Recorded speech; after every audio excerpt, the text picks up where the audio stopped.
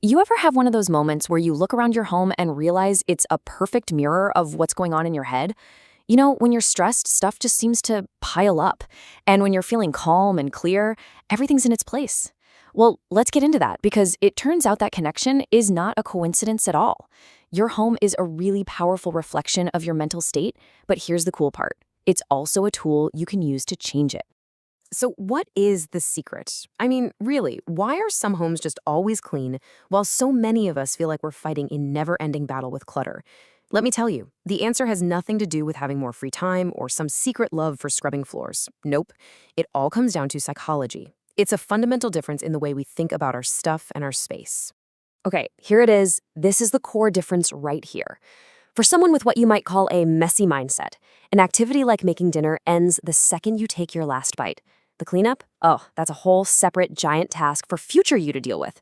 But for someone with a tidy mindset, cleaning up isn't a chore that comes later. It's the final automatic step of the cooking process itself. Exactly. In this tidy way of thinking, the job of cooking dinner isn't actually finished if the kitchen's still a wreck. Wiping the counters and washing the dishes, that's all part of the package. It's the grand finale.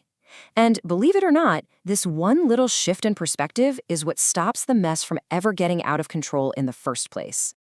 So, why does this one mental shift make such a huge difference? Well, let's dive into the science of it, because this is where it gets really interesting. We're going to look at how clutter directly messes with our brains. And it's so much more than just being ugly to look at. It is a genuine neurological burden.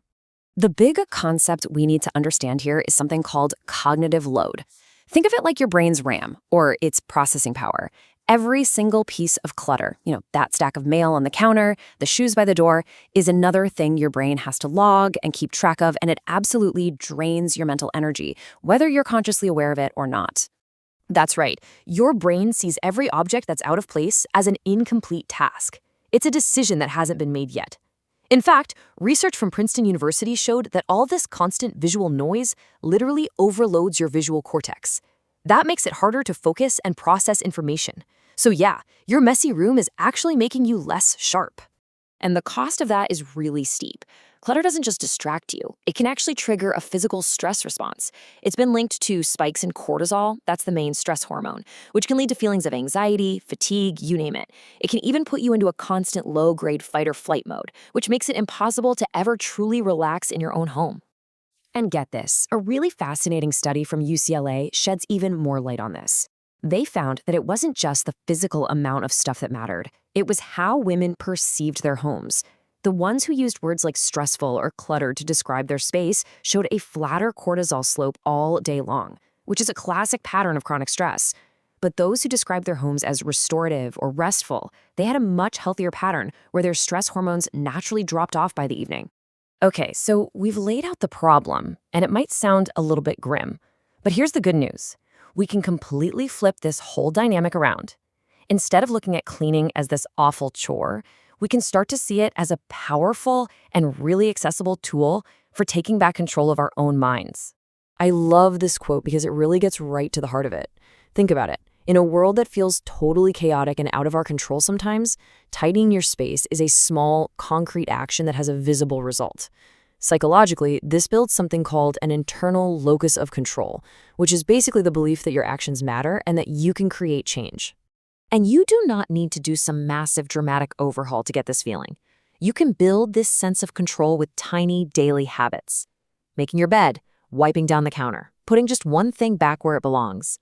Every single one of those actions sends a powerful little signal to your brain that says, hey, I am in control here.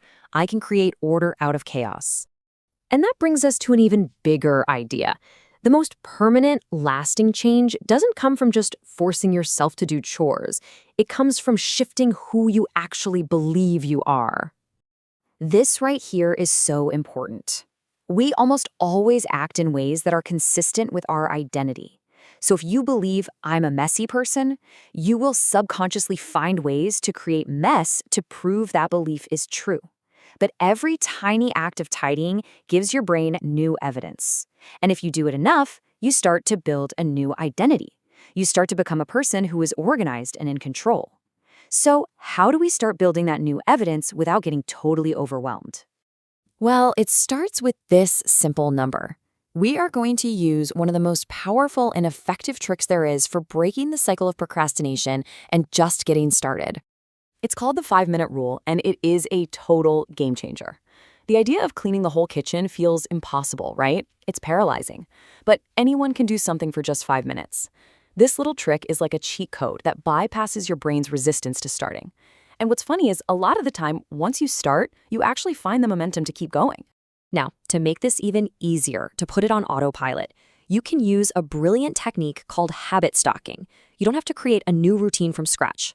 You just find a habit you already do automatically, like making your morning coffee, and you stack a new, tiny cleaning task right on top of it.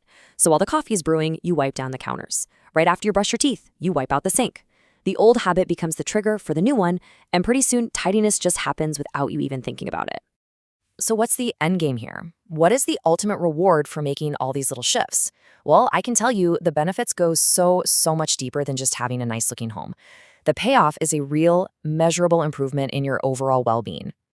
I mean, look at these rewards. We're talking about less stress and anxiety, better quality of sleep, improved focus and productivity, not to mention just a better overall mood and that powerful sense of control we've been talking about. The simple act of creating order on the outside has this huge ripple effect on your entire inner world. But maybe the most profound benefit of all happens at the level of your nervous system.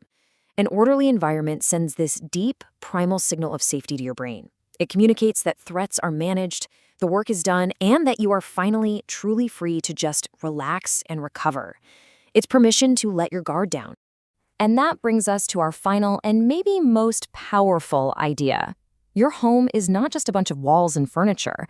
It is a physical expression of your standards for yourself. The way you care for your space is a direct reflection of what you believe you're worthy of. So I'll just leave you with this one question to think about. Take a look around your space right now. What message is it sending back to you? What is your environment saying about the level of peace, calm, and respect that you believe you deserve? And the answer to that question might just be the most powerful motivation you'll ever find.